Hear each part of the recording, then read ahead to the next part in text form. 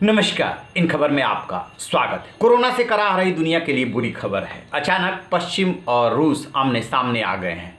रूस के राष्ट्रपति व्लादिमीर पुतिन ने देश को संबोधित करते हुए सीधे सीधे अमेरिका और पश्चिम को चेतावनी दे दी कि वो रेड लाइन क्रॉस न करे, लक्ष्मण रेखा क्रॉस न करे, अदरवाइज रूस ऐसी कार्रवाई करेगा, ऐसा जवाब देगा कि पश्चिम याद रखेगा, उसे खतरों से खेलना भारी पड़ जाएगा। आखिरकार अपने राष्ट्रीय संबोधन में व्लादिमीर पुतिन इतने गुस्से में क्यों थे? क्या वजह है जो अचानक उनकी पश्चिम, खासतौर से अमेरिका से तनाव बढ़ गया है?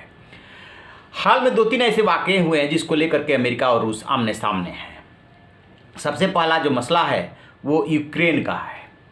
यूक्रेन का जो एक इलाका है क्राइमिया, इसको 2014 में रूस ने छीन लिया था और वहाँ पे उसकी सेना है।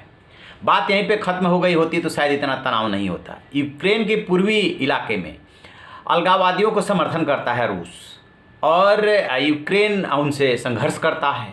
इसी बीच में अमेरिका ने यूक्रेन का समर्थन कर दिया और कुछ साजो सामान भी भेजा, तो दोनों देशों में इसको लेकर के तनाव बढ़ गया। पिछले दिनों आपने देखा होगा कि जो वहाँ के यूक्रेन के राष्ट्रपति हैं ज़ेलेंस्की, वो जो है तनावग्रस्त इलाके में गए थे और आर्मी की वर्दी में थे और सोशल मीडिया पे ये काफ़ी वीडियो वायरल हुआ था जब रूस जो है अपने टैंक वगैरह मालगाड़ी से रवाना कर रहा है यूक्रेन की सीमा पे।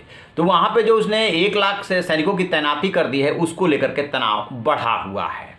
दूसरा जो इशू है, जो अमेरिका, यूरोपियन कंट्रीज और रूस में जो तनाव का कारण बना है, वो है विपक्षी नेता एलेक्सी नावल्नी की जेल में उनको प्रताड़ना और उनके समर्थन में जो विरोध प्रदर्शन हो रहे हैं उनको एक तरह से कुचलना।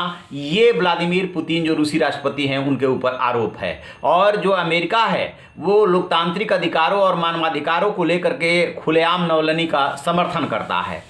तो अभी जो खबर है कि नावल्नी की तबीयत भी ठीक नहीं है, वो अनशन पे है जेल में और अमेरिका लगातार उनका समर्थन कर रहा है और रूस इस बात को लेकर के नाराज है कि ये अमेरिका क्यों बीच में टांग अड़ा रहा है। ये 2 कारण तो ये हो गए, लेकिन जो सबसे ताज़ा कारण बना है वो है बेलारूस। बेलारूस में आरोप ये लग रहे हैं कि 17 अप्रैल को तख्ता पलट की कोशिश की गई थी और इसमें जो राष्ट्रपति हैं लुकाशेंको, वो बेलारूस के, उनको मारने का प्रयास किया गया था, लेकिन वहाँ के सैनिकों ने, अधिकारियों ने और रूस ने के समर्थन से वो बच गए और बचने के बाद जो है ये आरोप लगा कि अमेरिका ये सब करा रहा है।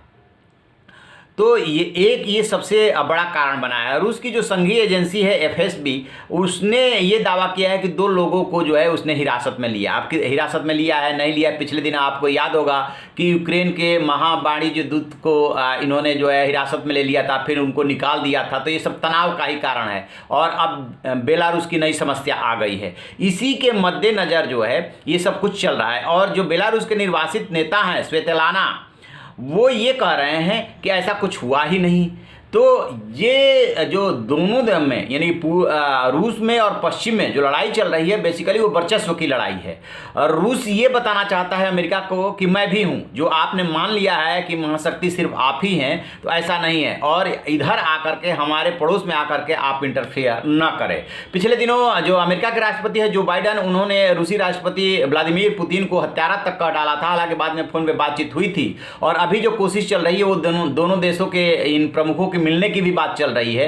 तो रूस जो चाहता है कि मौजूदा दुनिया का जो परिदृश्य है उसमें वो एक बार फिर से मजबूत राष्ट्र के रूप में दिखे और अमेरिका उसको महत्व दे, उसमें वो काफ़ी हद तक कामयाब होता हुआ दिख रहा है। लेकिन जो इनका राष्ट्रीय संबोधन था, संसद में था, 72 मिनट तक बोले हैं, उसमें ये सीधे सीधे चेतावनी दे रहे हैं और खुलेआम जो है अमेरिका को ललकार रहे हैं और पश्चिमी देशों को ललकार रहे हैं। एक कारण और जो है, यूक्रेन जो है पश्चिम के नज़दीक चला गया है और वो नेटो का सदस्य बनना चाहता है। ये भी इनको खल रहा है कि ऐसा कैसे, तुम हमारे प्रभाव क्षेत्र से निकल करके अपने रहो तो वहाँ तक तो ठीक है, लेकिन अमेरिका और पश्चिम के प्रभाव में चले जाओ, ये नहीं स्वीकार है।